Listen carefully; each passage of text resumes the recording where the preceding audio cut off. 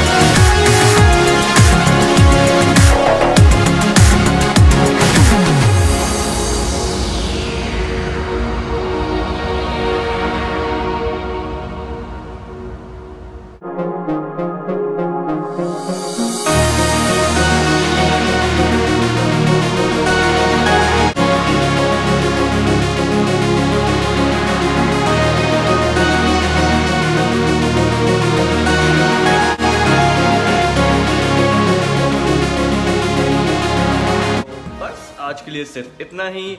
I hope आपको ये video पसंद आई होगी। अगर आपको ये वीडियो पसंद आई है तो वीडियो को जरूर लाइक कर देना, सब्सक्राइब कर देना चैनल को, क्योंकि मैं आपके लिए ऐसे ही वीडियोस लेकर आता रहता हूँ मंडे और थर्सडे, हफ्ते में 2 बार। इसलिए अगर आप टेक लवर हो या फिर एक डेवलपमेंट लवर हो, चैनल को सब्सक्राइब किए बिना मत जाना और बेल आइकन को जरूर दबाना, क्योंकि बेल आइकन आप नहीं दबाते तो सब्सक्राइब करने का कोई मज़ा नहीं आता, क्योंकि आपको नोटिफिकेशन नहीं पहुंचेगी तो आप टेक अपडेट्स कैसे देखोगे।